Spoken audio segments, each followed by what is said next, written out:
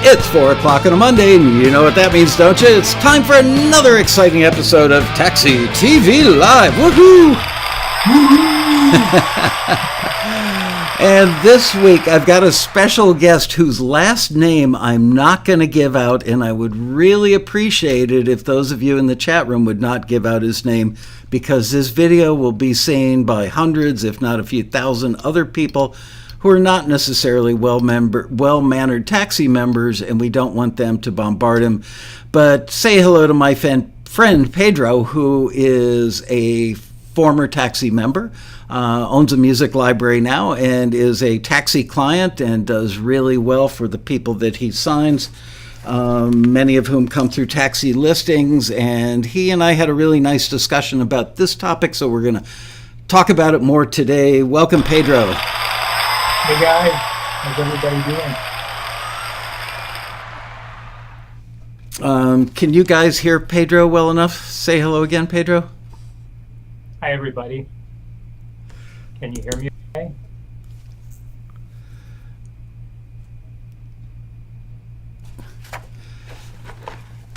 Okay, people are saying yes, they can hear you, and I see Reed Gesslin in the chat room. I was just telling Pedro, this is the best chocolate I've ever put in my mouth. Reed stopped by for a tour of taxi, I think Thursday of last week, and brought 2 boxes of this incredible chocolate from Tokyo with him. I just ate the last piece about 10 minutes ago. Their words cannot describe how good this chocolate is. So check it out, people. You may want to order some. Nama chocolate. Yeah, Nama chocolate from it's. I saw it on eBay. Anyway, thank you, Reed. It was great to meet you, and thank you for bringing that. Okay, so this is a touchy topic. Reed says he needs. People are saying you're a little low on the volume. Okay, let me bring that up. How am I doing now? Is that better? Let me. I've got a little mixer window I can go to and bring you up. Audio mixer. See if I can switch to a microphone. I'm just using the webcam right now. Nah, that's okay, because a lot of times when people switch to microphones, it causes more problems than offering solutions. Reed says Nama means raw, so raw chocolate. Awesome. Nice. All right, well, hopefully that gets us a little closer to being equal in volume. Let me get the chat room open. Hello, you guys. Good to see everybody. Yeah, Pedro is a little soft-spoken. He's very polite. He's Canadian. He can't help himself. I always have to make this joke that I was in Vancouver one time, met the nicest people I've ever met anywhere on the planet Earth. I'm fairly well-traveled, but the people in Canada, Vancouver specifically, were so nice. By the end of the 4 days I spent there first time, I called my wife up and said, these people are like freakishly nice. If you walked up and kicked them in the shin, they would say, I'm sorry for getting my leg in your way. Canadians are so polite and so kind. Okay. There we go. Okay, so today we're going to talk about a mistake that literally 60% of musicians make, and I would venture to say that it's even more than 60%. We have a recent incident where we know that 60% of taxi members made the mistake, and I think taxi members might be a little better educated about the industry side of things than the average musician on the street. Oh gosh, you want me to turn down a little here? I'm making this easy. I'm just going to move the microphone back. That's old school. All right. Anyway, okay, so what is that mistake? I can't talk. I bet you guys are dying to know. When musicians sign up for digital distribution, they see a tempting little checkbox that asks something like, would you like us to monetize your music online and collect your royalties? I mean, who wouldn't say yes to that? You check the little box. But do people read the fine print? Oh no, they just want the money. I can't blame them. It's exciting. Oh wow, these guys are going to monetize my stuff. So there you go. You've heard me talk about this before. We're going to go a little more in depth today. So many musicians see that offer when they're signing up for distribution. They think, why not? They don't realize what a serious mistake they've made. Many musicians forget that they even checked the box years ago on a particular piece of music, maybe an entire album, and then they submit that music to Taxi or anywhere else in the industry to potentially get it signed to a film, TV specific publisher. Same would be true of a regular publisher on the record radio side of the industry. Definitely music libraries, which are film and TV specific music publishers. What they don't realize when they check that little box is they have, in fact, signed a publishing deal. And it comes in varying sizes. Some of the deals are exclusive. Some of them are non-exclusive, meaning that more than one person could potentially represent your music. With exclusive, only one entity can represent you. And some of the deals are publishing administration deals, meaning that they aren't actually acting as like a pitching publisher doing any of the creative work, but if by some stroke of God, like getting hit by getting hit by a bolt of lightning would be a stroke of God, but about the same odds maybe, somebody bumps into your music on YouTube or anywhere else online, Spotify, wherever, and they think, wow, this would be perfect for that scene in the movie I'm working on. And they reach out to you and they want to license your music, and you go, oh, great. And then, so it could be CD Baby, it could be TuneCore, it could be Song Trust. By the way, I want to say up front, all these companies are totally legitimate companies. I'm sure that they're wonderful in every regard. I don't think they're doing anything wrong, illegal, immoral, unethical at all. However, it's really the fault of the musicians who don't take the time to read what they're signing and don't understand what it is that they've signed, which precludes them from doing other publishing deals. So you're thinking, well, so no big deal. I reach out to a publisher, I send in some music, and they realize that that piece, 6 years ago was signed to an admin deal or a publishing deal through one of these entities. And then Taxi gets letters like this. Here's one forwarded to me from Tom, who is our senior director of A&R at Taxi. He does most of the outreach and has most of the contact with the companies that run listings with us. And he says, Michael, as you know, company name left out for obvious reasons, was a very consistent client for us from 2019 through 2021. Our contact at the company always seemed pleased with our output. I don't recall him expressing any complaints or concerns with our service. Obviously, if he was a consistent client, he liked the service. Unfortunately, he has not reached out to us at all in 2022, and he was no longer responding to my monthly outreach, which we normally do. We reach out to companies to say, hey, you need anything this month? So I wrote to him yesterday, and he finally responded with the following. Hey, Tom, all is well, thanks, and you? If I'm honest, we've just had too many issues with writers from Taxi saying that they can give us the rights we need. We then work with them, and after loads of time spent on working on tracks, it turns out that they've already released the stuff elsewhere and have, whoops, let me get rid of that sound, and have that kind of issue. There we go. That sound is now gone.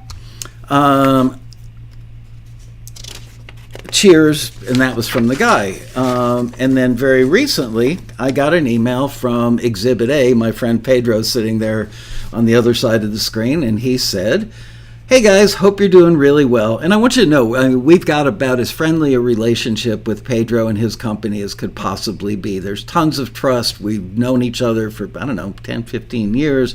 We're friends. We talk about our families and stuff. So it's not like he's some hardballing, mean client and pressuring us, but this is what he wrote.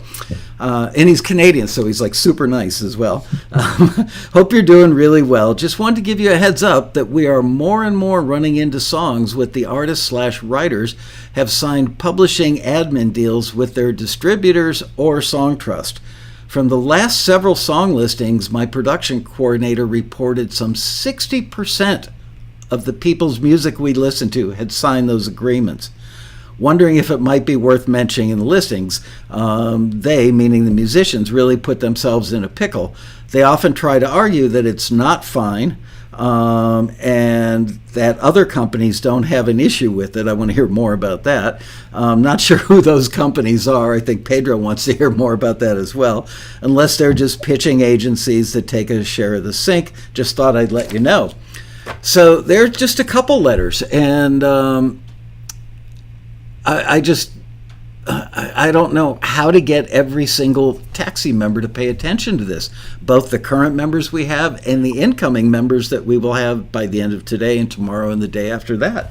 This is a really serious issue, and I understand why people sign. They just look at that little box and go, heck yeah, sure, I can have somebody monetize my music.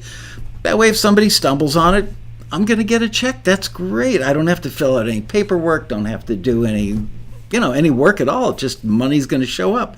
What they don't realize is they've either signed an exclusive publishing deal where they can't have anybody else represent their music. They've signed a non-exclusive publishing deal, which still has problems of its own in this regard.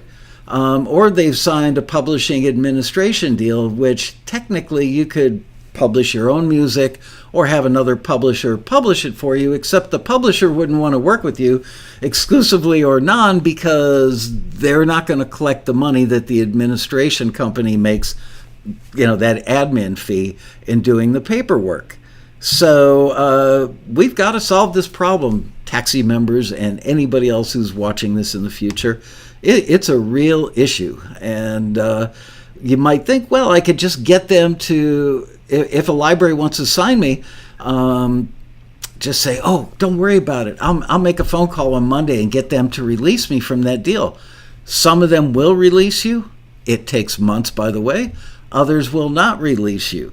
And by the way, if it takes months, and I'm going to ask Pedro for his opinion on this in a couple minutes, the library is just going to take a pass on you. You're not the most important thing in their world. Although they care for musicians, they care for writers, composers, they are always working in a time crunch situation. They do not have the luxury of saying, oh, that would be awesome. Could you please reach out to CD Baby or TuneCore or Songtrust or whomever and see if they'll release you from this deal and get back to me in a few weeks and let me know. They've already moved on 5 minutes later to the next piece of music that's available, but not encumbered by one of these deals. So all that said, let me welcome you to the show again, Pedro, who's been very patient letting me do 13 minutes of preamble there. I'd like to start by painting a clear picture for people that's not just as simple as you get a piece of music and 30 seconds later you go, oh my gosh, they already signed an admin deal or a pub deal. You guys do vetting of the music. Can you explain from the moment, let's say you get a taxi playlist from a listing that you've run, and now your coordinator starts checking it out. What is the process that it goes through before a contract is offered? Sure. I think I'll take it an extra step before that, even before we reach out to Taxi. Well, what's the thought process that went into even reaching out to Taxi in the first place and putting together a brief to send to Tom to run a listing? So maybe we've done a ton of research on a particular show that we are working with a music supervisor on, and so now we've determined these are the types of songs that they need for these particular scenes every season. So we reach out to Taxi, here's what we need. A few weeks later, we get a great email from Taxi, here's some songs that we screened, we go through them. So that process in itself, the music comes in, we have several people that will audition the music, and then sometimes we have a lot of back and forth of, okay, I think that this would work for that scene. Well, I don't think it would work. So sometimes a little bit of arguing, I guess you could say, discussions between the team members to figure out, okay, well, which ones should we sign? And then once we've shortlisted the songs, then we go to the process of vetting. So we look at things like, is the song already on Spotify and places like that? Because that kind of gives us a little bit of reassurance that maybe this isn't a song that was stolen from a different artist. then we'll check online for websites, SoundCloud, any kind of record of that artist or writer to see, okay, is that song there? What other songs do they have? Do they seem like a viable artist that is currently releasing music that we can work with long term? So there's a whole vetting process that goes into that. And then finally we say, okay, yeah, we think that this is a great fit for ourselves, our clients, and we think that we'll be able to get that artist some placements. And so then we reach out to the artist with a questionnaire. And in that questionnaire, the question comes up, okay, do you already have an exclusive deal with another publisher? Do you have a publishing admin deal? Any kind of admin deal that would not allow you to sign this agreement? And I was as shocked as you were, Michael, when I was talking to our production coordinator, and he mentioned, yeah, a lot of people have these deals. And I said, well, can you go and check how many? And he came back with a figure of 60%. I'm like, seriously? More than half of the people that are submitting are likely signed to these deals, which then, there's nothing wrong with the deal, like you said. But the companies and the deals are fine. I'll state that again. Exactly. CD Baby, TuneCore, Song Trust, they're all legitimate in what they're doing. Absolutely. But the deal is problematic. And I see the point of it. You're just submitting your music to get it distributed. It's a checkbox. If it happens to make any money out there in the entire world, they will collect it for you. I think that's perfect. However, if you're wanting to work with a TV film specific company like ours, we're looking to collect the publishing side as well. So that becomes a problem because technically you cannot sign our agreement based on their agreement. So it'd be a conflict to even sign the agreement. That's it in a nutshell, is that legally, technically, you can't sign our agreement or any agreement of companies that are similarly structured as ours with our agreements. Yeah, and that's most companies. Let's address the issue, because people will undoubtedly say in the chat room, or maybe in their own minds as they watch this later, well, I remember the deal I did with one of those companies or the other. It was a non-exclusive deal. And fair enough, it is in some cases non-exclusive, meaning that more than one entity can represent your music. The problem being that most people don't remember if they signed an exclusive or a non-exclusive a week ago, a month ago, a year ago, 6 years ago, or 10 years ago. They don't know. They just check that little box and went, oh, goody, they're going to collect money from me. So they end up forgetting, even if they were aware that it was non-exclusive, they will submit it for every kind of taxi opportunity, about at least 70% of which are exclusive libraries now. So they're sending in music that, even though it was signed non-exclusively to the distribution company for purposes of monetizing, publishing monetization, an exclusive library can't sign that, won't sign that, because it's signed elsewhere, even though it's non-exclusive. That means that non-exclusive entity could be out there making money off of something that they want to fully own and control. So some people might make the argument, well, hell, maybe I just shouldn't work with production music libraries. Maybe I should just put all 100 of my pieces of music out there in the world, get them all distributed, and then check that little box for all of them. The difference is a music library builds relationships with shows, showrunners, and music supervisors, and they're constantly in touch with them. What are you looking for? Versus CD Baby, Song Trust, whatever. It's a passive model, whereby if somebody stumbles on your piece of music, one out of a gazillion things that are out there, and says, ooh, that would be great for my TV show, I wonder if it's licensable, Yes, they will actually take care of the paperwork and collect the money for you, but they're not actively doing it. So while, again, those companies aren't doing anything immoral, illegal, or untoward, it's just a model that doesn't work very well. The distribution side is fine. Sign the distribution deal. Get your music out there. The publishing part is where the conflict lies with the music libraries and publishers of the world. So let me go back to what you were saying about the process, Pedro.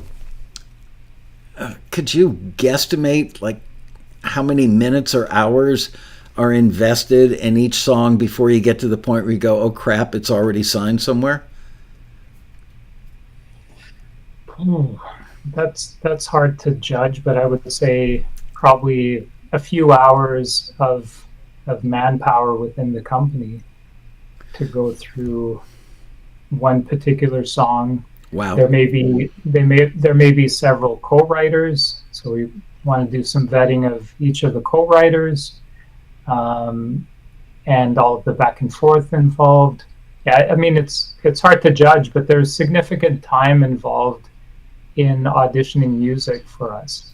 So if Taxi gets 200 or 300 submissions for something and we forward 84 of them to a company, which would be a pretty hefty batch, but imagine going through that with 84 pieces of music only to find out, let's make it 80 so I can do the math and be really impressive. So it's 80 pieces of music that we forward, and let's say 60% of them are going to be knocked out of contention after hours of time invested vetting them because those people have signed a deal at some point in their past and don't remember it or don't understand the ramifications. So 60% of 80 is 48, if my math skills are still at the 5th grade level, which I think they are. And so there you go. So they've wasted, let's say, 48 hours of their time. That's a week or better of man or woman power. See, there is politically correct, kids. Did that just for you. They've wasted all that time. It's not a sustainable business model dealing with that kind of stuff. So what the libraries reflexively do is just reach out to the people that are already signed to them, knowing that they understand the drill. So the opportunities go to the people they have relationships with, and they know that they're kosher in their business dealings. So there are libraries that I know that put out a lot of briefs that our members never get to see, and part of the problem is this: it's a lot of work when they get a pile of music from Taxi and the members don't know that they're already signed elsewhere. By the way, I saw people talking about DistroKid. Honestly, I can't include them or disinclude them. I don't know if they have a publishing or publishing admin deal. I know that they do distribution, and that's it. And if they do, I mean, I'm sure it's fine, just like everybody else. There's nothing wrong with these deals. It's just understanding that what you are signing, and to make sure that then if you try to sign a different agreement, it's not going to interfere with the original agreement that you signed. Yeah. Is what it boils down to. MIDI Man is asking, is self-published an issue? Well, a lot of people don't really understand what self-published means. If you're truly self-published, you would do a doing business as a DBA and set up a publishing entity, like Michael's Music, and you automatically own your publishing at the moment of creation. The minute you record that thing or write the music down on a piece of paper, it is published. Then it's just a matter of registering the copyright with the Copyright Office, and that's a whole other issue that we can talk about maybe later in this episode. But a lot of people think they're self-published when they put the music out for distribution with CD Baby or TuneCore or somebody, and they check that box. It's like, I'm taking care of it myself. I didn't have to sign with a publisher. Yes, you just did sign with a publisher. So there's the answer to that.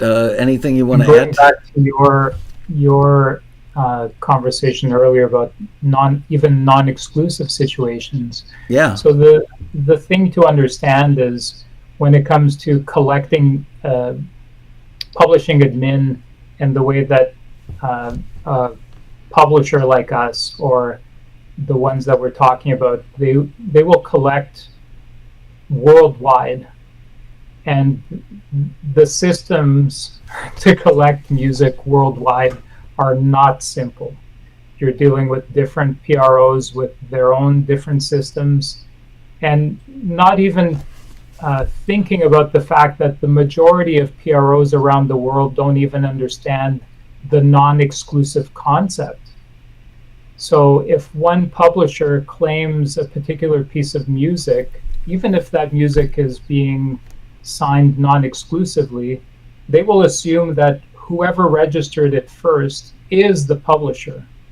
And so we could come along and have that piece of music placed in multiple TV shows, films, it doesn't matter. Those publishing royalties would go to that original company.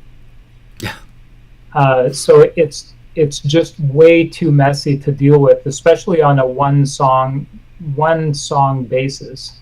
So when it comes to a company that's just looking after these admin rights and collecting admin, publishing admin or whatever, they're doing it in bulk. So they have relationships with all the PROs.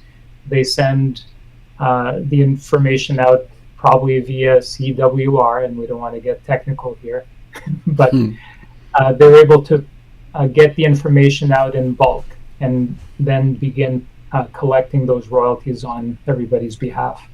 So for us to then go to every PRO in the world and say, okay, we are dealing with this one song, and our version of it, when we place it, we want to collect on. That would be a decades-long process. And we would probably not get paid by 90% of them. So it's just not a feasible thing to even contemplate. It's not life and death like leaving a screw out of a space shuttle.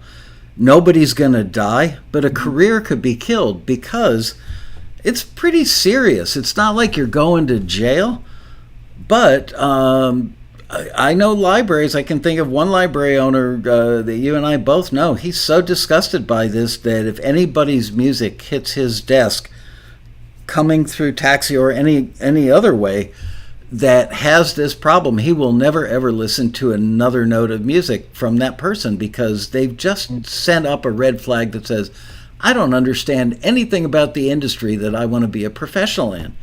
Like if you want to sell hot dogs, in a push cart on the sidewalk in the summertime, you still have to have a license to be a vendor. You still have to go through certain, I don't know what Department of Health checks to make sure that your stuff is clean and that you're serving it in a timely fashion and it's refrigerated on the way. There are just rules of the game when you're conducting business.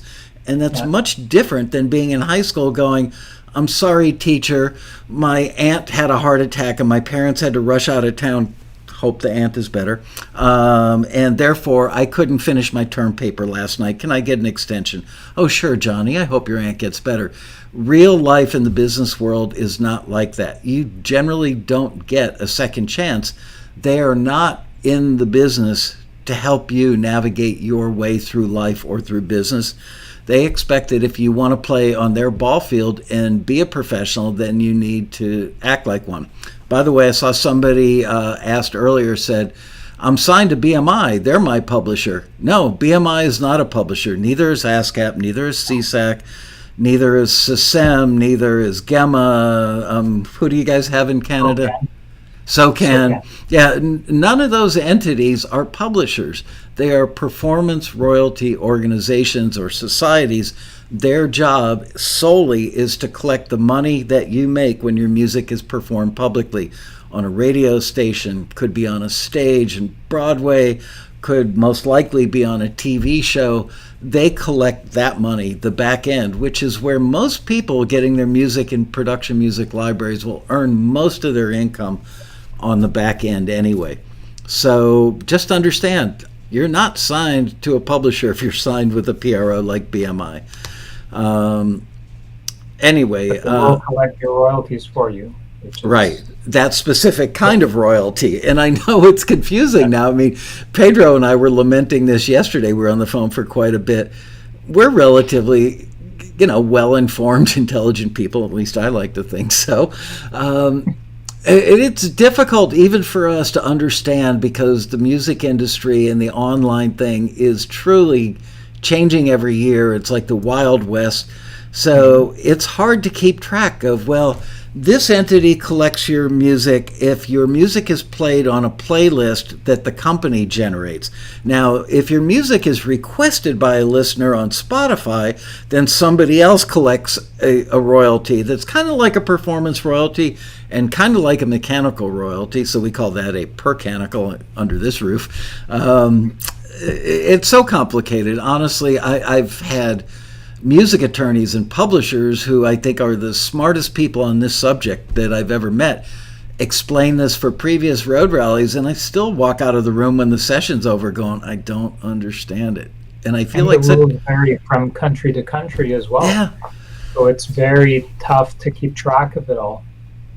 Absolutely. I feel like a dumbass, frankly, because it's so hard to understand it. It's so complex. I wish there was just one place that everybody could sign up for, and no matter what the circumstance, they're going to collect your money and take 15% for doing that dirty work. But that'll never exist because of competition. And yeah. All right, let me see if I already talked about the marriage thing, right? That it would be like... Did I talk about that or was it just you before the show? I don't know. Yeah, I'm not sure you mentioned that here. All right. So just in case I didn't mention, maybe I mentioned it early on the show and I've forgotten already. The relationship that you have when you check that little box on CD Baby, TuneCore, Song Trust, wherever, and once again, they are all legitimate, good companies. They're not doing anything wrong. It's just that there's a conflict between checking that box and submitting your music to any production music libraries, any publishers. So it's like marriage. My wife and I have a marriage contract that we are going to be exclusive to each other. So I know some people have open marriages and they're not, but let's keep that to the side for right now. So we've got an exclusive relationship. We're not dating other people. Here, I actually wrote this down so I can do it intelligently. All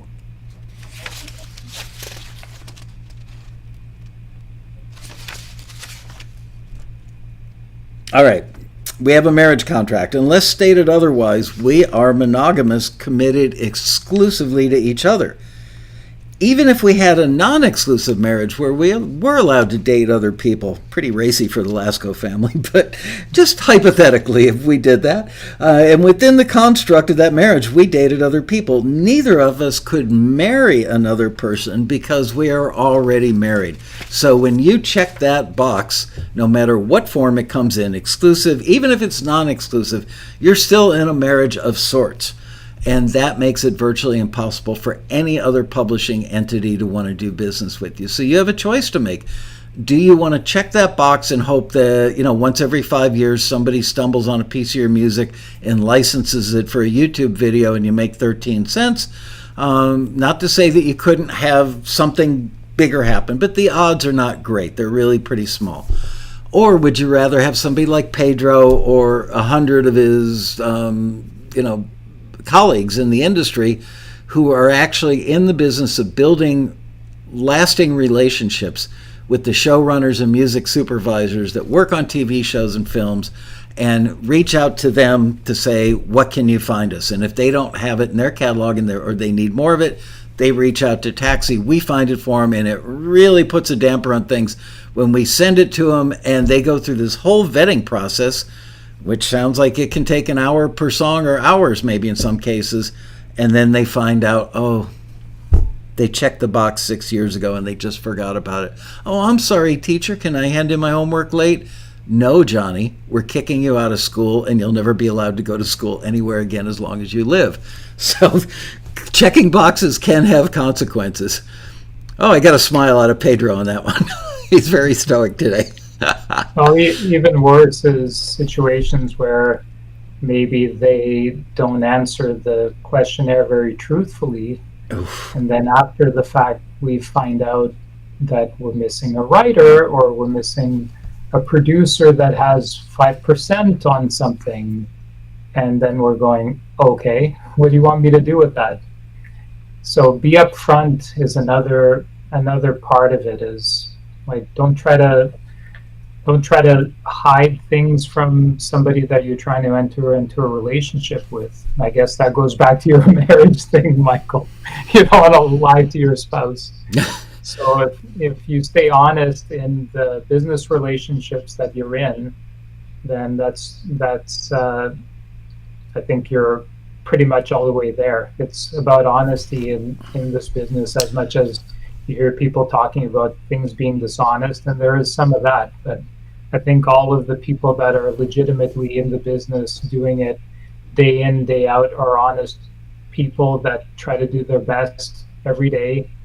And we all appreciate honesty from each other so that we can arrive at the best possible outcome in every situation. I think there are cases where that happens, where people make a mistake or they forget, or maybe they're not being completely dishonest. It's like, but it's not like you can be a little bit pregnant. You either are or you're not. I think that sometimes people may, especially like with vintage music or stuff that's from a decade ago, and there were 6 people in the band, and maybe one of the people in the band unfortunately passed away. But you need all the members that are on that master recording and all the writers who were co-writers on that song to give you written permission saying you have the right to represent this for the purpose of pitching it, let's say, for film and TV music or placements. Yeah. So you come up against the fact that the bass player was tragically killed in a car accident 17 years ago, and you have no idea if he has a surviving spouse or children or heirs or relatives. Where would you even begin to look? And you just go, you know what, it's not that important. I'm just going to say, yeah, this is everybody on that thing that I fill out for Pedro or any other publisher. And then, lo and behold, the spouse of the recently departed bass player happens to go to a big movie or see a TV show and goes, oh my gosh, that's the song that my husband co-wrote and played bass on in 1979. I can't believe it's in that movie. Awesome. I wonder if I'm going to get any money out of that. And then the spouse picks up the phone and calls the person that was the leader of the band and says, oh, by the way, guess what? I saw that song or heard that song in a movie or a TV show. When am I getting a check and how much? I should get like 50,000 or 100,000, right? Because it's famous now. Everybody out there saw it. Pedro's smiling again. And they don't realize, first of all, that the checks can be rather minuscule, that it's a game of a lot of things adding up cumulatively is where the income comes from. It's rare that you get the big score. So first of all, they're disappointed and they feel like they're being cheated. It's like, well, I didn't know how to find you, so your unfortunate husband's name is not on the paperwork, but we'll add you. So now you've got to reach out to the publisher and say, oops. So now you've got a black star on your report card, and that publisher is going to be very hesitant to want to do any business with you in the future because you've made a fairly grievous error that could end up in a lawsuit for you, the musician who worked with the bass player, for the publisher, for Warner Brothers Television. Anybody involved in that chain is probably going to be named in that lawsuit because you went, the guy died and I just don't know how to find his heirs. Either give it your best shot, which would be putting an ad out in the local paper, the last known place that person lived, and say, John Doe, looking for John Doe's heirs over a song publishing agreement. Please contact me within the next 30 days. Some publishers will say, that's good enough. The person died in 1943. I do know some publishers that will accept that, but only in rare circumstances. They've got to be very convinced that best efforts were made, because they would have to display those best efforts in a court of law to convince a judge or a jury that best efforts were made in order to win the case. They also know they're going to spend $100,000, $200,000, $300,000 defending themselves just to be able to say, oh, Your Honor, we made best effort. So you don't ever want to get sued. It's not like Another thing to consider is that a lot of companies like ours are providing music to our clients that is, we're guaranteeing it as being 100% in the clear already. So as opposed to if a music supervisor wanted to sync a famous song, they have clearance teams. There's various clearance companies that go out and try to find everybody who's involved in that copyright. Right. I saw a recent tweet from Diane Warren where she was talking about a song with 26 writers. Right. Well, I saw that. You're having to chase all 26 and their publishing entities and whoever owns the master, which could be multiple entities as well. So there's companies that dedicate resources just to doing that. In our case, we are representing mostly indie artists that are coming out of Taxi, for example, not well-known artists per se. And so in our case, we want to guarantee that if they're coming to us, it's 100% clear they don't have to be putting in the effort with the clearance, which makes it possible for them because they're now saving a lot of money, not only on the clearance, but also on the sync fee that's coming to us. And if our quality of music is very good, they can turn around and say, hey, we still have this much budget. We're going to allocate it to Pedro's company because, you know, they were in the clear and the quality is top notch. So it's the kind of thing that you can't really cover in, 20 episodes of TAXITV, but try to understand and learn the business and as much as you can. But whatever you do, understand that it's a business and it's a complex one. There's a lot of players involved, and it's also not a perfect business when it comes down to paying for performance royalties, mechanicals, and all that. There's different companies. There's the PROs that are involved around the world. Everybody is trying to do the best they can, but it's not a perfect system. And the more complication you add, the more complicated it'll be for anybody to collect your royalties, to be honest. So just keep things simple. I always go back to how I would do it as a musician myself, and I usually impart this knowledge, well, I guess not knowledge, but advice to other people. And it's the idea that when you've created a piece of music, at that moment decide, what is this piece of music going to be for? Am I going to put it into the sync world? And if I am, then I would decide, is it going to live non-exclusively for its entire lifetime, or will it live exclusively? And don't be switching publishers. And I see that all the time, and it ends up just being a big logistics nightmare that ultimately at the end, I'm not sure it really pays off for the artist. I think stick with one process, one plan. You don't need to be wasting so much time on the admin. Trust your publishers to take care of the admin for you, whether it's an exclusive one or a non-exclusive one. But most importantly in all this conversation is understand the contract that you signed, whether exclusive or non-exclusive. What rights does it give you? What rights does it give the entity that you've signed with?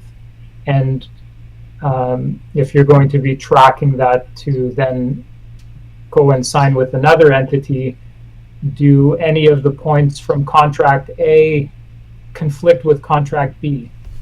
And that in itself is a lot of work, and you would probably need a lawyer involved to look over every contract, and I think that would get very expensive very quickly. So I always say try to keep things as simple as possible, especially in our world. If you're a big name artist, obviously you have the money, you have the teams behind you that they'll take care of all that paperwork and the lawyering. But for an indie artist that is trying to do it all on their own, just understanding the minimal things of each contract is usually sufficient, but don't try to do too much. And know that if you get a music attorney, you need a music attorney specifically that has specific knowledge of the production music library licensing world, because I've met attorneys that say, oh yeah, I've done film licensing. Well, yeah, you licensed, you did the clearance and paperwork on a Michael Jackson song in a Tom Cruise movie. That's a lot different than putting an instrumental cue from Pedro's library in an episode of a reality show. They're like dogs and cats. They both have 4 legs and a tail, and that's about it. So, and we've had that in the past as well. Not so much recently, and I think a lot of it has to do with the great work that you do, Michael, and Taxi does in educating the Taxi members. But we've had cases in the past where, we'll send out an agreement and then get response back, oh, we ran it through our attorney, and like, you're ripping us off, you're taking all of the publishing, you're doing this, and it's like, no, that's actually not what the agreement reads. And so it boils down to the lawyer not understanding our particular side of the industry.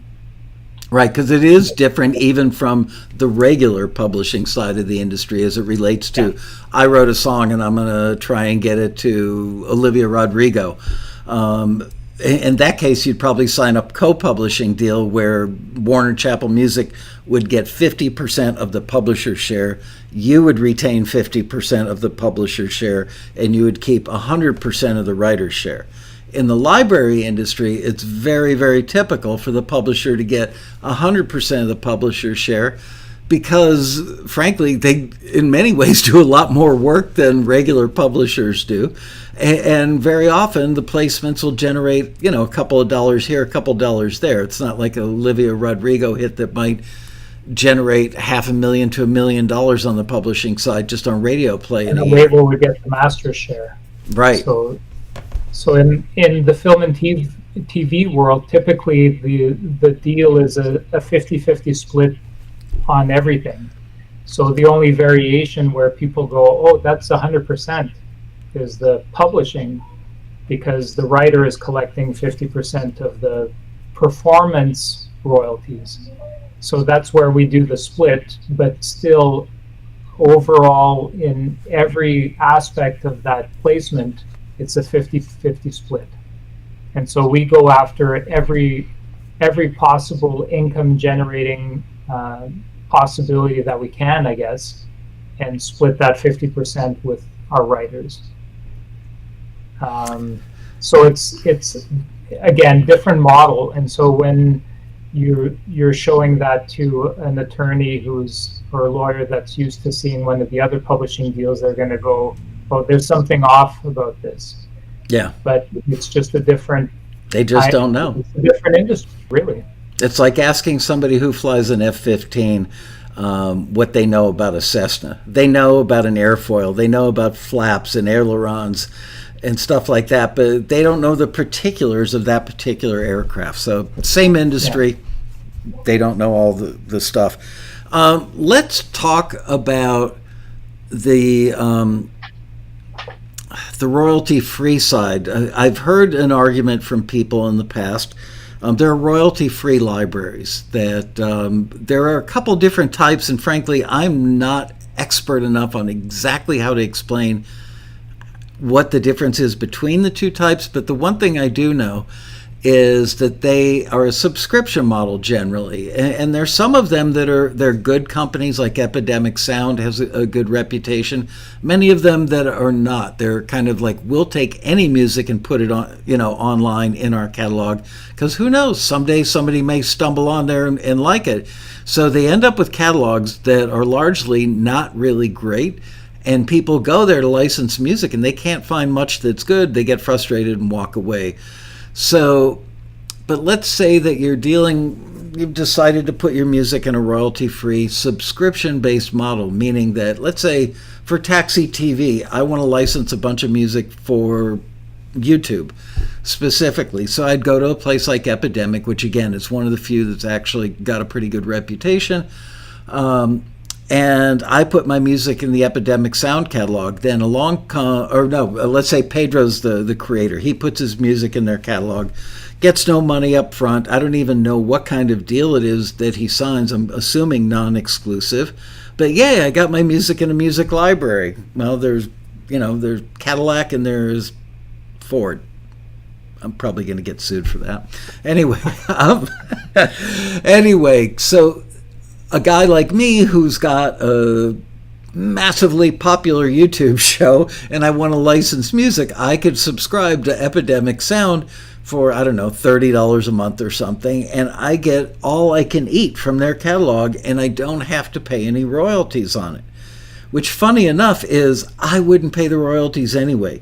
Independent filmmakers don't understand. They all use royalty-free catalogs because they think they don't have to pay royalties. Royalties are only paid via performances, like you're on the radio, like you're on television, like you're on YouTube, and that's a different kind of performance royalty. The broadcasters take care of that. Yeah, so the broadcaster pays, let's say, CBS television pays $1 million a year. I'm just making up the numbers here, but probably in the ballpark.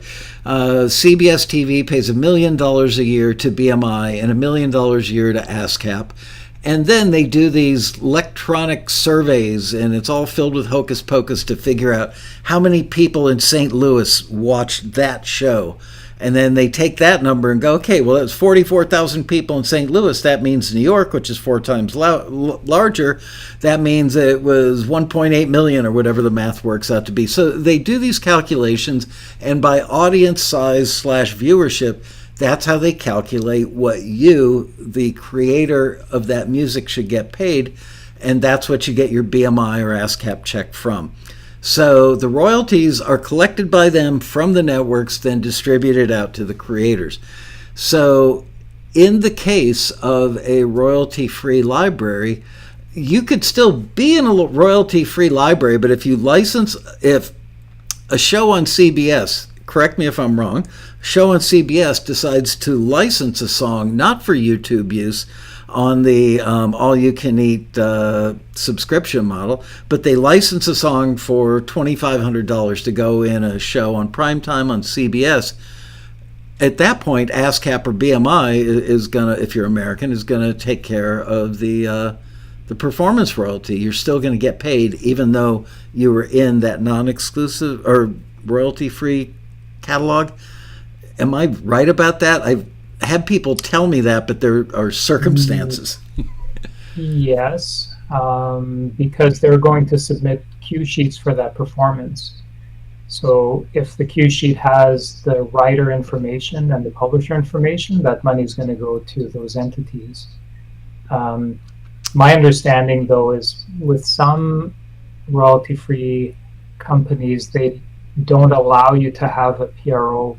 Right, you can't I could be wrong, and so if you don't have a PRO, then you're okay. Even though the performance existed, the payment can't go to anybody.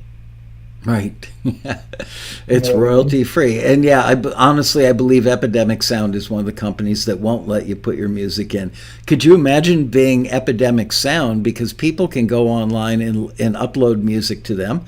And they read, they probably don't read the terms and conditions, which probably state very clearly, please don't upload any music to our site because we can't accept it if you've already entered into a PRO agreement on this piece of music. And people go, yeah, whatever, click yes, that's fine, I didn't read the stuff. So now they've got music in that catalog that is signed to a PRO, even though the company made it very clear they won't accept music that's signed to a PRO. So that's almost like committing this grievous error where you don't realize you've signed a publishing deal with one of the distributors for a pro-level membership and then submit it to a library and want to sign with them too. And who would know? Nobody, right? Until the day you get hit with that lawsuit. Yeah, so it boils down to that is, and that's why you hear the expression all the time, it's the Wild West out there. And it's true. But, it boils down to, do you want to do things the right way, or do you want to be part of the Wild West. And so that's where we try the best that we can with our vetting and our questionnaire. And of course, the fact that I'm even putting myself out here on this video and it's going to be on YouTube could be that we'll end up that people answering our questionnaire will just say no, that they haven't checked that box, right? So the percentage all of a sudden will go down to 10%, even though half of the people are, most of the people are lying.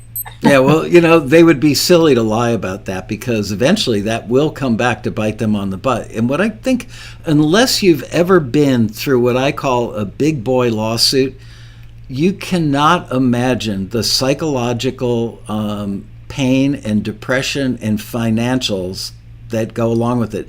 People think that going to court is like traffic court or like going to court like you see on television, where the judge looks at the paperwork, goes, oh, this case is BS, I'm throwing it out.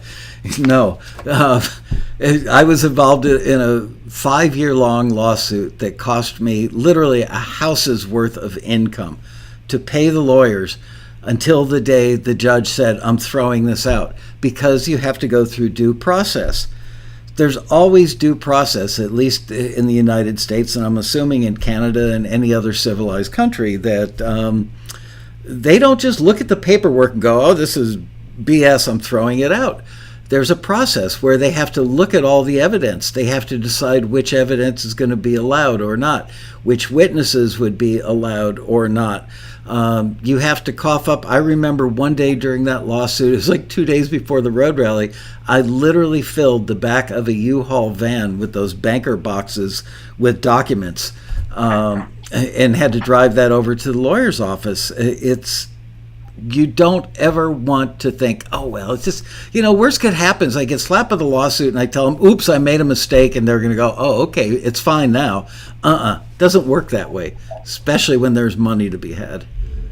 And even if there's no lawsuit, eventually we'll stumble on it, because we'll be chasing specific royalties from different territories, and all of a sudden a red flag will pop up. Oh, that track is actually registered with entity A.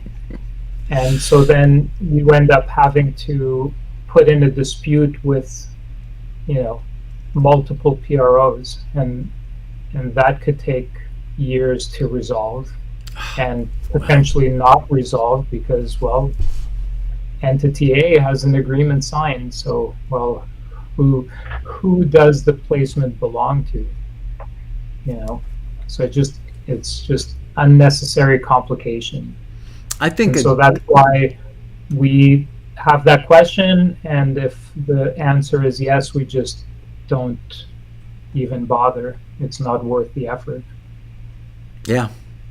I think everybody watching this today during the live show, anybody that watches it on YouTube in the future, should just say to him or herself that any new music I create, I'm going to be very careful not to check that box to have publishing or publishing admin representation unless you want it and decide this is not going into the music library industry. You kind of have to pick and choose. Pedro said it. You have to decide at the moment of creation, what is the purpose of this piece of music? So anything new... cannot pitch it on your own. You've decided, I'm not working with any film, TV publishers. I'm going to distribute it. I'm going to hit the pavement myself, put it out there on social. I'm going to do all the work myself and build those relationships directly with music supervisors. They're going to license it from me, one stop, and nobody else involved. Absolutely, go for it. That would be amazing. But yeah, if you want the help of companies like ours to do the legwork on the publishing side, then we need to have access to the publishing. We can't work with it if it's already exclusively signed elsewhere, obviously. So we've got a half an hour left. Let's take questions, and if you guys would be so kind in the chat room to type question in all caps, question for Pedro, or question for Michael, or question for both, that'll make things go a little more smoothly.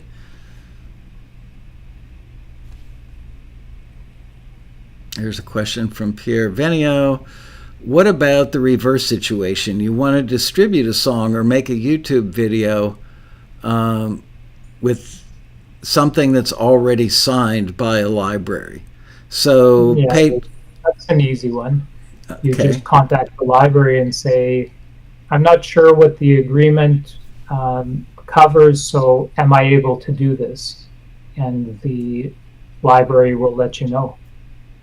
Yeah, worst case scenario is I know some exclusive companies that will allow you to distribute the song on your own and collect, whatever you make on Spotify and in distribution, and they just focus exclusively on the sync side.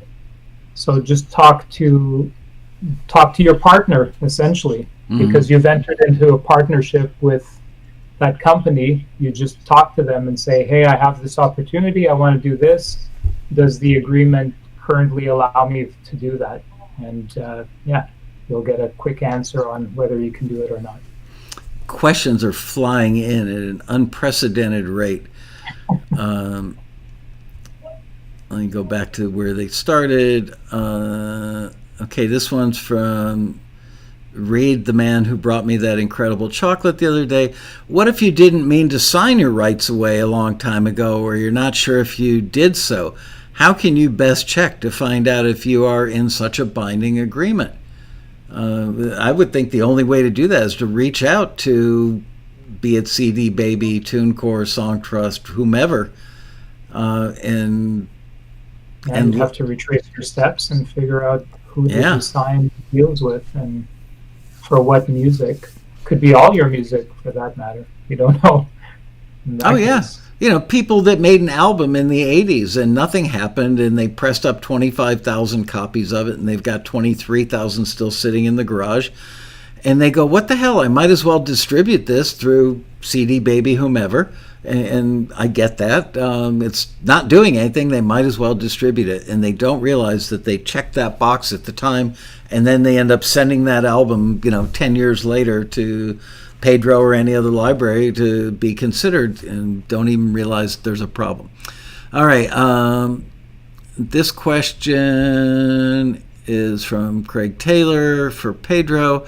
I know this is about publishing today, but do you bother when you find out a song is registered with content? Oh, this is a good one. With content ID when vetting. Pedro, can you explain what content ID is? And then we'll take care of the question in full. Yeah, so there's different types of content ID. So as more and more social networks go online with music, they are implementing content ID. So Facebook, for example, has their own content ID system. YouTube is the most well-known one. So back to the question. So would I bother to find out if a song is registered with content ID? So in our case, if we're signing a song non-exclusively, I would not be collecting the content ID on it, whether we licensed it to a YouTube video or not, because it's non-exclusive. So I would leave the rights of the recording itself alone. So that's a case where the artist could have their own content ID account set up with that song. They would collect it on their own. In the case of an exclusive song, we only sign songs that have been written exclusively for us. So that means they've never existed in the world prior to existing with us. And so from birth of the song, we control all the rights, including content ID, so that we can monetize all of that copyright throughout its lifetime. So we don't worry about it for the exclusive side, and we don't worry about it for the non-exclusive side. I would recommend that unless there's a particular non-exclusive publisher that you're working with that doesn't allow you to use Content ID, I would encourage you to have your music in your own Content ID account. And there's several companies out there that you can set it up with, and they will collect for you.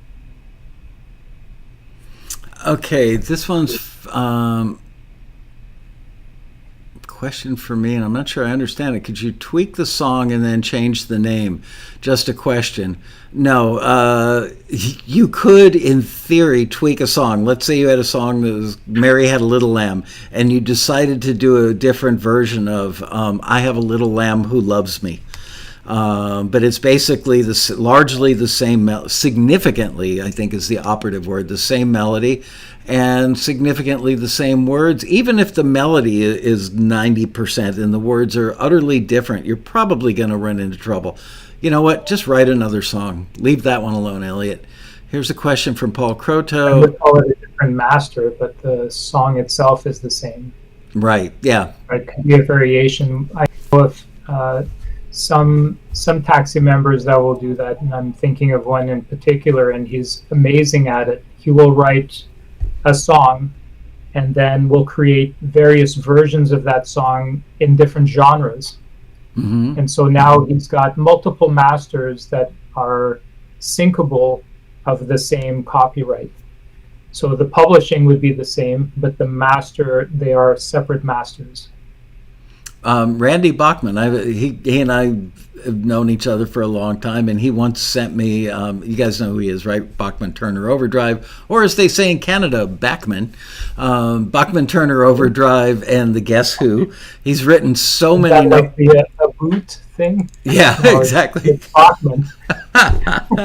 He even calls himself Bachman at this point. I think he's just given up. It's the same with me for Lascow and Lasco. It's actually Lasco, but everybody calls me Lascow. You just get used to it. Anyway, so Randy called me up one day and said, hey, I know you guys do a lot of film and TV stuff. He was a Taxi member for many years. And he said, I've just gone back and re-recorded all of my hits. And I've got the album sitting like 12 feet away from me. It's almost impossible in the case of some of those songs to tell if it was the original version from a Guess Who album or BTO album, or if it's the redone version. But he did that specifically for pitching for film and TV, because rather than giving the record company the income from the master recording, this way he can get the income from the master recording because he owns this master recording. It's amazing, by the way. Randy's got the biggest fingers of any human being I've ever met. Seriously, I am not joking when I tell you. Here, how do I do this? His fingers are like that big around. They're like bigger than a hot dog. And he has such a delicate touch on the neck of his guitar that it's mind-blowing to me. He had to work a lot harder at that than the rest of us. Amazing guitarist. And an avid songwriter. The guy never, ever stops writing. Okay, here's one from Anna Coate. Ah, man, I've got so many of them. They just keep jumping up. Where did it go?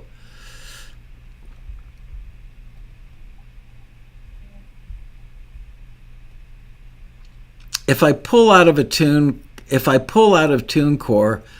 can I distribute still? Yes, this has nothing to do with distribution. Distribution, like I said, CD Baby, TuneCore, all of them are perfectly fine companies that do reputable business. It's just part of their business conflicts with the film and TV side, the library side of film and TV, the publishing side. So yes, you can absolutely use them to distribute. You just want to pull out of the publishing or publishing admin side, if that's the way you decide to go. Also, I am on a radio station called Django, and I'm gaining fans. Is that a problem? Well, gaining fans is not a problem. Being on the radio station, believe it or not, that means TuneCore. If you've signed that deal with them and they're publishing royalties to be performance royalties to be paid, on the publisher side of that, TuneCore is going to get that income. Correct, Pedro? I'm not wrong about that, am I? I really don't know what they cover, but seems right that they would, if they are collecting all of your publishing, then they would collect it on your behalf and then pay you whatever the percentage is, which would be fine. Yep. And having fans, no contract is a problem with that. Maybe a management company. All right, here's one from Larry Rusive, or Rusave. Sorry, I'm butchering your name. Let's say I create, record, and produce a new piece of music, register it to my PRO account, and put it on SoundCloud. I do nothing to sign away my publishing to that piece of music. That wasn't really stated as a question, Larry, but yeah, you're fine. Putting it on, so having you create it, record it, produce it, register it to your PRO account, put it on SoundCloud, that's fine. There's no conflict there. You haven't checked a box saying you want somebody to publish or admin your music. I do self-publishing in that case. Yeah. I do have a question for Pedro about that. And now I forgot my question. Oh, I always get asked the question, should I register my every song or track that I write with my PRO before I present the music to a library? The answer that I've gotten from a multitude of taxi members who are very successful and been doing it a long time now over the years, they tell me, I don't bother registering the stuff. They certainly don't register the copyright before they send it out to the libraries. They would if it were a song they were going to pitch to a big artist on a major label, but not for a 90-second piece of instrumental music.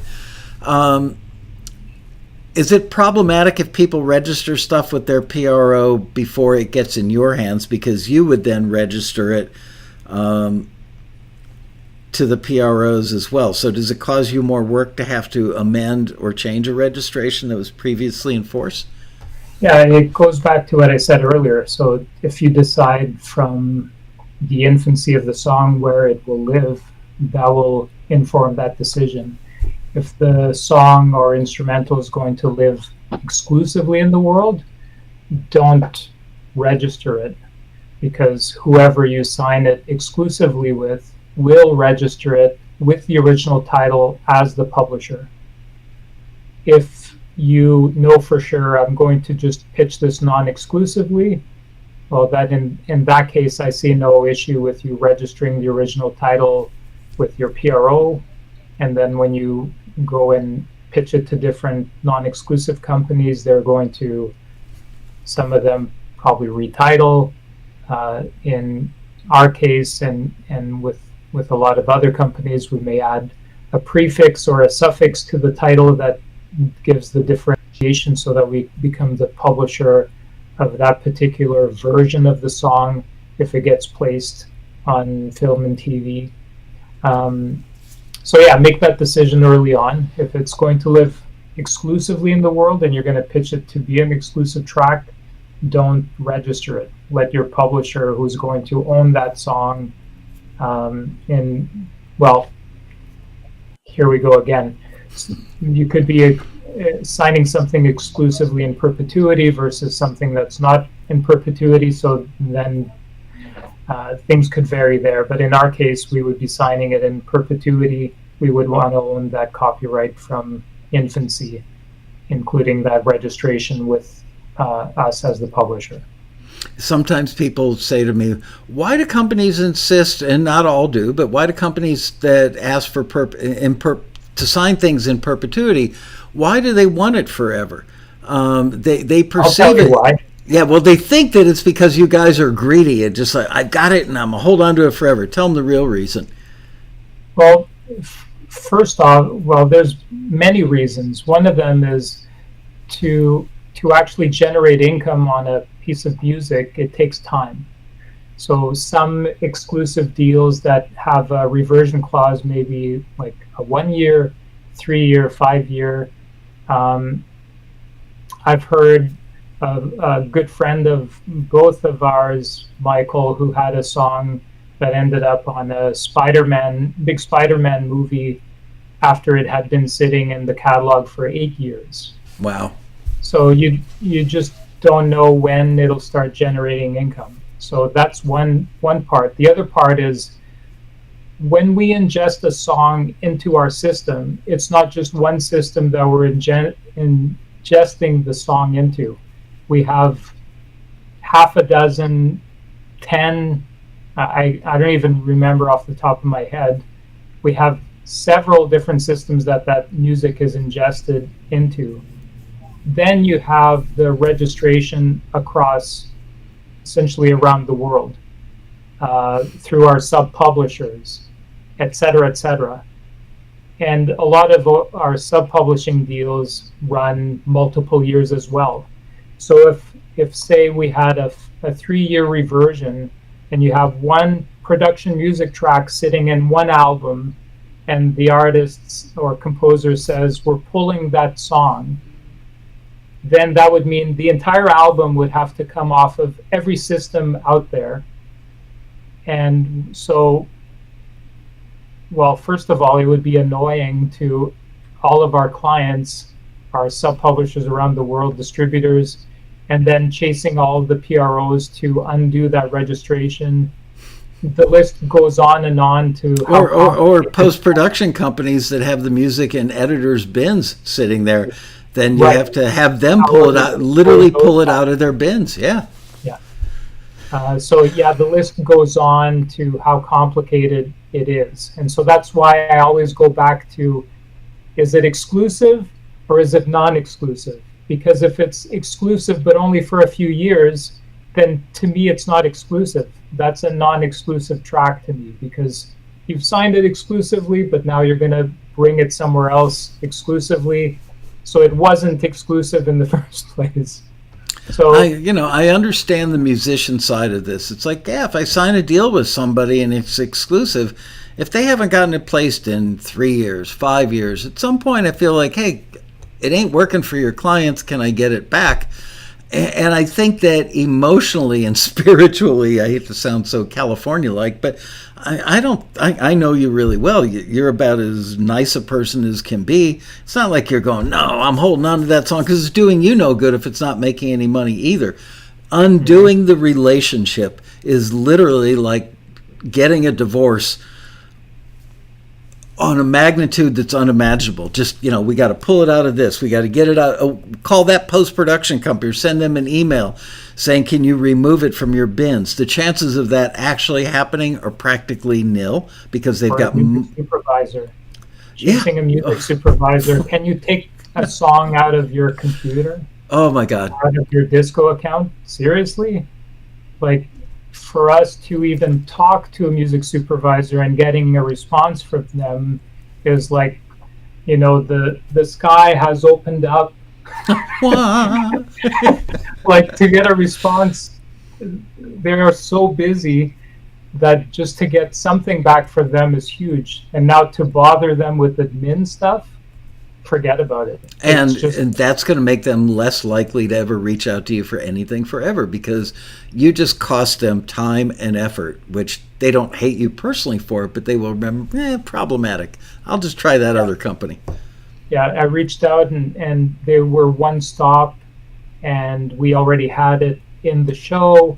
And then they tell me that, oh yeah, we don't have that song anymore. Now it's with that publisher.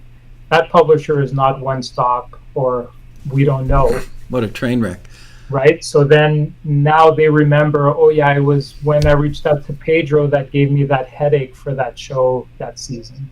Yeah. So this year I'm not going to send a brief to Pedro because I don't want a headache anymore. Yep. So yeah. It's funny. I've been on a crusade literally for at least the last 20 years. I've owned Taxi for almost 31 now, but for the last 20 years, we've gone very heavy on the education side with the Road Rally for 26 years, the newsletter for gosh knows how long, TAXITV. It's all about educating people, because we bring the uneducated, inexperienced, talented musicians who are considered amateurs because they haven't earned a penny yet as a professional. So by definition, they're amateurs. They may be professional musicians as far as their chops, but not on the business side. We bring them to the intersection of their talent and what the industry needs. But the industry needs musicians to be fully aware of the business how the business is conducted, what the rules of the game are. Otherwise, they won't come back to you. They'll just go to other people who do know the rules and know how to play the game. And if you think that you're so talented and so special that they're going to give you a pass, they won't. They don't care. You could be the unknown, unsigned Beatles, and your greatness won't matter to them if they can't work with you in an easy, fluid-like way. I know it's a fantasy. Everybody thinks, I'm so talented, they'll just give me a pass. They won't. It's sad, but it's true. Okay, let's do another question. Ken Messford asks, I had a song published by a label that went out of business. What happens to the publishing in that case? Well, do you mean it was pressed up and distributed by the label, made for sale by the label, or did the record label actually own your publishing, Ken? Because that's the difference. And back in the day, like a record company like Atlantic or Columbia or whomever generally wouldn't own your publishing as well. It would be somebody like Warner Chappell or Sony might own the publishing, and the label would own the master. So I would need you to restate that, please, more clearly, and then I will be happy to take a crack at it, even though I'm not a music attorney. And I don't even play one on TV. That's right. Taylor Swift is re-recording her hits. My mom said I was talented. I'm sure she did. Here's a question from Richard Carr. What if I have 3,800 tracks on SoundCloud and 20 plus albums that have as one stop, all mine and self-published? Would you suggest that I don't submit any of these tracks? No, having it on SoundCloud is fine. It's only if you've checked the box on a distributor platform, which, like I said, many times they are doing something totally legitimate. They're fine companies. It's just checking that box. You have signed a publishing deal or a publishing admin deal with them. I do not believe that SoundCloud has such an offering. Therefore, it doesn't matter if your stuff is on SoundCloud. It's fine. There are some music libraries that once you sign with them may ask you to take it off of public platforms just because it gives them more control over what happens. I know other catalogs are like, hell, man, leave it out there. Maybe somebody will discover you, that 1 in a million accident, and I'll make money from it because it was sitting there. So 2 schools of thought in that one. Ken Messert says, I don't know all the details. It was in the late 80s. Well, sorry, Ken. Wish I could help you on that, buddy. Where's Erin Jacobs when you need her? Well, she's been on TAXITV about 3 times a year for the last many years. I'm sure she'll... That's right. You and I and Erin and Bob did a panel at the 2019 Road Rally on music library contracts. I remember that. Anyway, Erin will, I'm sure, be back at the Road Rally this year. I feel like every time we do one of these things, it's to talk about bad things. It's true. Well, we're trying to look out for. I guess not bad, but please look out for these things, people. We're trying to help people make money. They just have to learn to play by the rules of the industry. Advice from Paul Croteau. I can't say your name, Paulie. I'm sorry. Only submit tracks to taxi listings if they fit the listing. Do not try to force fit an existing song into a listing unless it truly fits.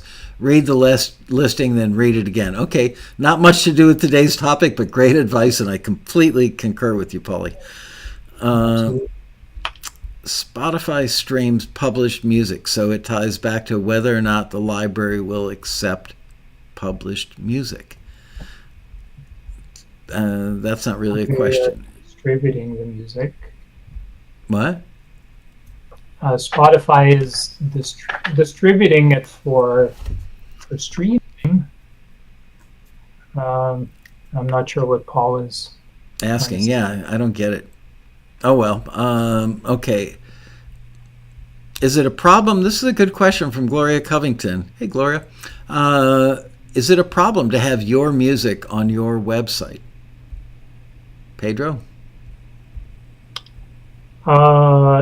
Is it, Gloria? I'm not sure. It depends on any agreements that you have on that music, right? So if you had signed it exclusively with the publisher and then you put it on your website and they don't want it published in any other way, it could be an issue for them.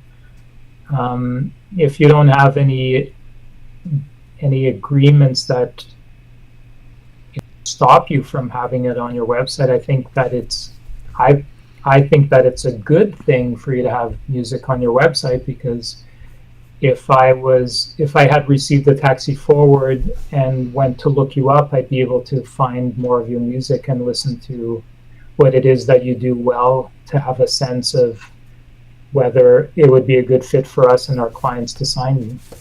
So in that respect, it's a good idea. Yeah, and she just followed up with, can't you just take it down? I think that's probably a reasonable expectation, that if you sign with an exclusive company that doesn't want it out in the wild anywhere, they would say, oh, you've got that on your website, could you please take it down once we sign the contract? And that wouldn't be an untoward request from them at all, or uncommon. We're getting close to the end. We got about 4 minutes left. I want to reread these two letters for people that tuned in late, and just so that they can understand that this problem... Looks like I'm in the dark now. Why? What happened? Brighter when we started. Oh, oh, that's right. You're on the East Coast. I need one of those YouTube lights or something. Yeah, I've got 1, 2, 3, 4 lights going here. One for the green screen behind me, because green screens only work when they're lit up pretty well. One for that side of my face. One for that side of my face, and then this one. You gotta look good, Michael. That's right. and I got in the car this morning and looked at myself in the rearview mirror and went, I wore a checkered shirt. Not good for being on TV, but it's not going squiggly, so great. All right, so couple letters. This one is from Tom, our senior director of A&R at Taxi, who's the person that does the vast majority of the outreach to companies that work with us and the back and forth with them. And he says, Michael, as you know, XYZ company, not mentioning the company's name, was a very consistent client for us from 2019 through 2021. Our contact there always seemed pleased with our output, obviously, or they wouldn't have kept running listings. I don't recall him expressing any complaints or concerns with our service. Unfortunately, he hasn't reached out to us at all in 2022, and he was no longer responding to my monthly outreach, because normally people say, hey, thanks for checking in, don't need anything right now. I wrote him yesterday, and he finally responded with the following. Hey, Tom, all's well, thanks, and how about you? If I'm honest, we've just had too many issues with the writers from Taxis saying they can give us the rights we need.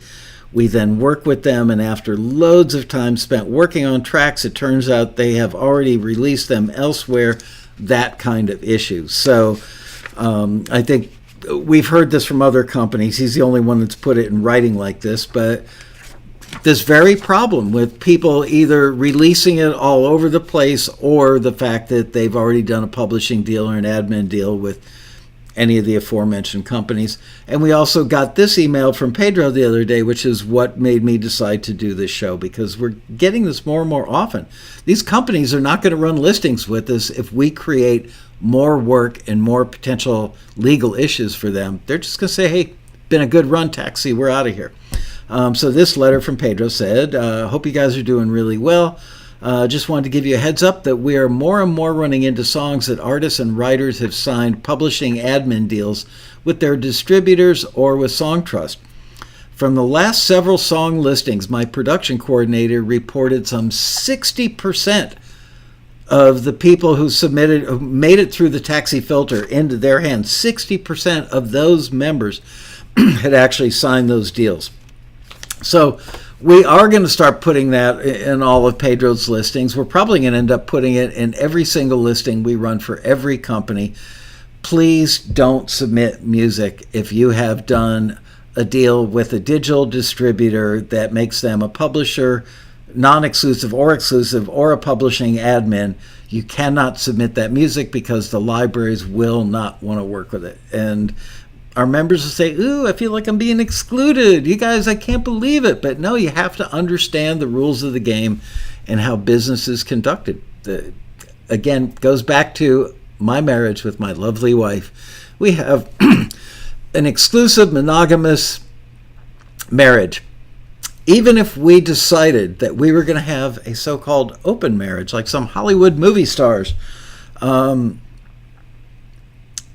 You still can't go out and marry somebody else. You could, play around with somebody else, but you couldn't marry them because you're in an exclusive agreement with your spouse.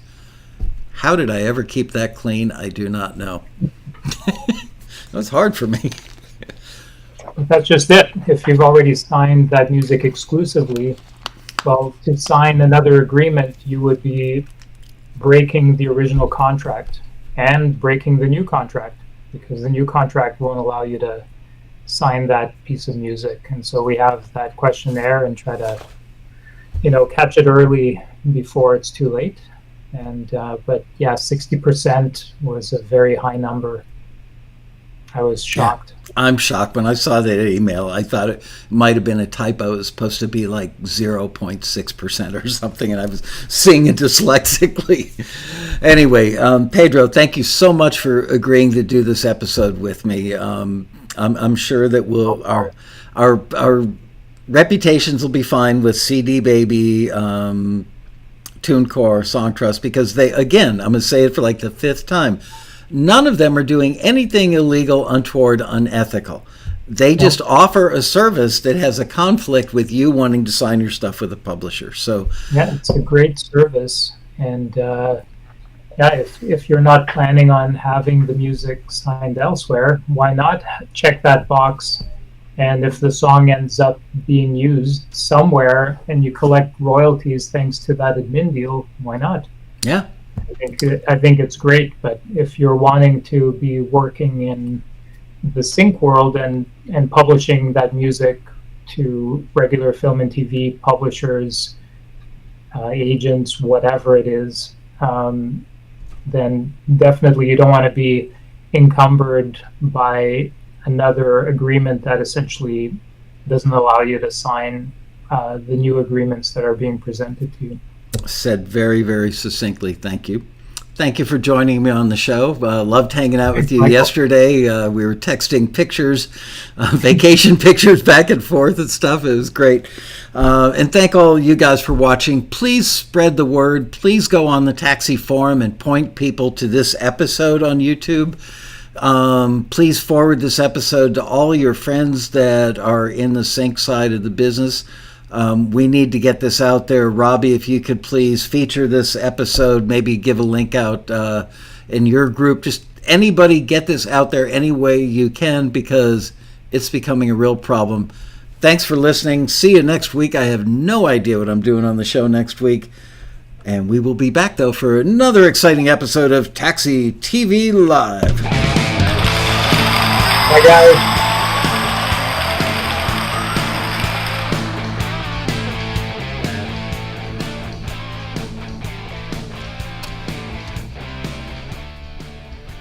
Keith LeBrant.